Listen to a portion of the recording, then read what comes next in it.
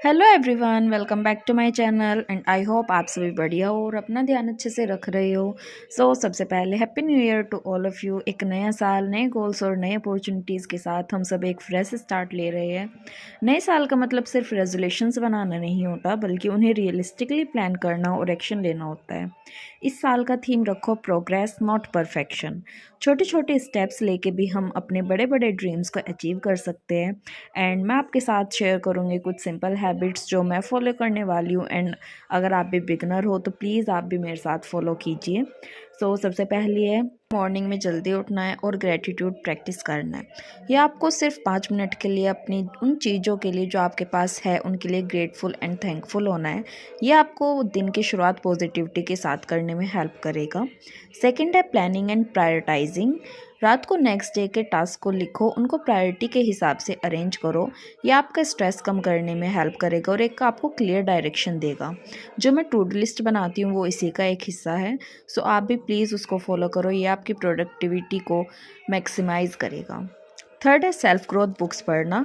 जैसे कि मैं स्टार्ट करने वाली हूँ द मैजिक बुक, आप भी इसको स्टार्ट कर सकते हो। मैं इसका लिंक डिस्क्रिप्शन बॉक्स में डाल दूँगी, या फिर मैं इसके जो फ़ोटोज़ होंगे वो स्क्रीन पर लगा दिया करूँगी, जो भी मैं डेली पढ़ूँगी। आप भी मेरे साथ डेली डेली इसको पढ़ सकते हो। ये सिर्फ 28 डेज़ की बुक है एंड ये काफ़ी हेल्प करती है सेल्फ ग्रोथ में। एंड एक बात याद रखना कि ये साल सिर्फ काम और गोल्स के लिए नहीं है, अपने लव्ड वंस के साथ टाइम स्पेंड करना और सेल्फ केयर करना भी इक्वली इम्पोर्टेंट है। तो बैलेंस बनाना सीखें। चलिए स्टार्ट करते हैं आज का स्टडी सेशन। सबसे पहले बनाते हैं हम आज की टू डू लिस्ट। और टू डू लिस्ट में मेरे सब्जेक्ट एज यूजुअल है हिंदी, मैथ्स, रीजनिंग एंड मौलवी। अभी मैं और कोई सब्जेक्ट नहीं कर रही हूँ। मैं सोच रही हूँ पहले हिंदी का थोड़ा हो जाए हाफ पोर्शन, दैन मैं किसी और सब्जेक्ट को जीके का कोई भी एक सब्जेक्ट ऐड कर लूँगी। फर्स्ट तो मैं पॉलिटी करूँगी, और या फिर मेरे को अभी 15-20 दिन हो जाएंगे तो मैं पॉलिटी वैसे भी ऐड करना है, क्योंकि इसका काफ़ी सारा पोर्शन आना है तो उसको काफ़ी डीपली हमको करना पड़ेगा पॉलिटी को। तो चलो स्टार्ट करते हैं। सबसे पहले हम स्टार्ट करते हैं हिंदी से। हिंदी में मैंने सबसे पहले की विलोम शब्द, और मुझे लगता है कि टॉपिक काफ़ी स्कोरिंग है एंड एग्ज़ाम में हमेशा इससे क्वेश्चंस आते ही है, और मेरे इससे क्वेश्चंस गलत भी हो जाते हैं। तो मैंने सोचा अपने वीक पोर्शन पे सबसे पहले मेहनत की जाए, क्योंकि मैं हमेशा इनको ऐसे ही छोड़ देती हूँ कि चलो कोई नहीं, विलोम शब्द ही तो है, क्या ही इतना टाइम देना इन पे। एंड एग्ज़ाम में जाके मेरे इन्हीं के क्वेश्चन गलत हो जाते हैं, तो इतने ईजी टॉपिक को छोड़ना अच्छी बात नहीं है। इसलिए मैंने इन पर पूरा फोकस रखा है इस बार। आज मैंने किया इसके 40 to 50 वर्ड्स। एंड विलोम शब्द के बाद मैंने की है वाक्यांशों के लिए एक शब्द। इनकी प्रैक्टिस करना बहुत ज़्यादा ज़रूरी है, क्योंकि इनमें कन्फ्यूज़न हो जाता है, बहुत ज़्यादा ट्रिकी होते हैं थोड़ा। एंड रेगुलर प्रैक्टिस से ईजी हो सकता है ये, क्योंकि मेरा बहुत ज़्यादा वीक है। फिर ये कंप्लीट करने के बाद मैंने रीड किया था सर्वनाम चैप्टर, एंड उसके मैंने क्वेश्चंस लगाए थे। ये चैप्टर थोड़ा छोटा सा है, इसमें सिर्फ 104 क्वेश्चंस है, तो मैंने आज 50 कर लिया, 50 कल हो जाएंगे। तो ये चैप्टर भी कंप्लीट हो जाएगा विद रिवीजन। एंड लास्ट में मैंने वर्णमाला चैप्टर के 40 क्वेश्चंस किए थे, सो दैट मेरी उसकी रिवीजन हो जाए अच्छे से। एंड आज मुझे लगा कि हाँ, एक टॉपिक सिस्टमेटिकली कंप्लीट हो रहा है, एंड इससे मतलब मज़ा आ रहा था मुझे बहुत ज़्यादा पढ़ने में। हिंदी कंप्लीट करने के बाद मैंने किया था मूल विधि का जो मैंने कल पढ़ा था, सबसे पहले उसी का रिवीजन किया था।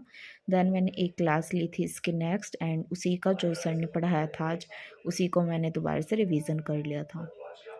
तो ये मेरे दोनों कंप्लीट हो गए थे। उसके बाद मैं चली गई थी घर से मैं अपना लंच वंच करके थोड़ी देर रेस्ट करके देन मैं वापस आई थी लाइब्रेरी। और ये है मेरी लाइब्रेरी की टेबल, जहाँ पर बैठ के मैं पढ़ती हूँ। लाइब्रेरी आने के बाद मैंने स्टार्ट किया था अपना रीजनिंग। आज मैंने सबसे पहले हिंदी कंप्लीट किया था, दैन मूलविधि, मतलब जो भी लैंग्वेज वाले सब्जेक्ट थे वो मैंने पहले स्टार्ट कर लिए थे।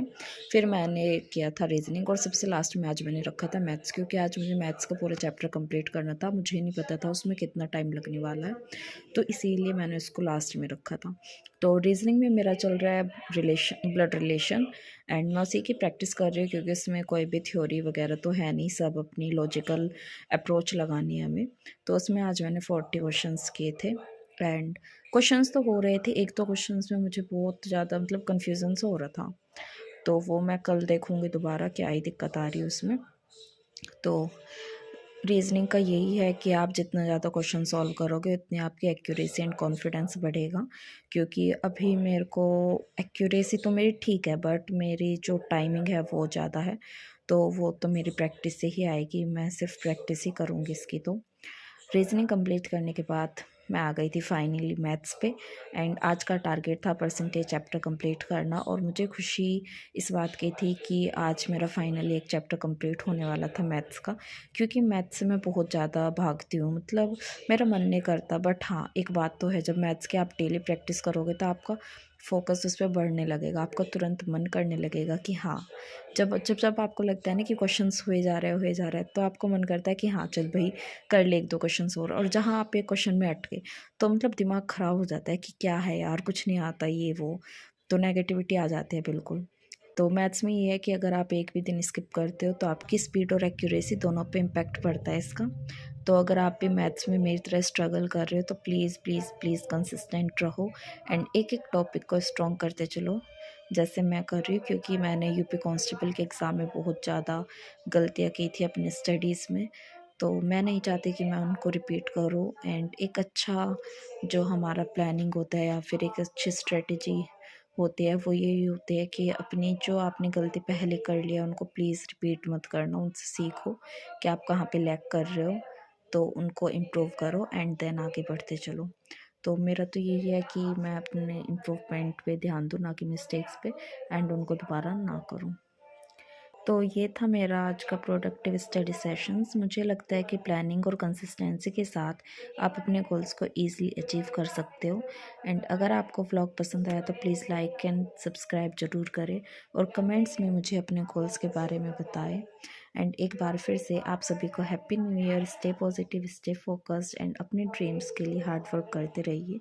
सी you in my next vlog. Till then, bye bye.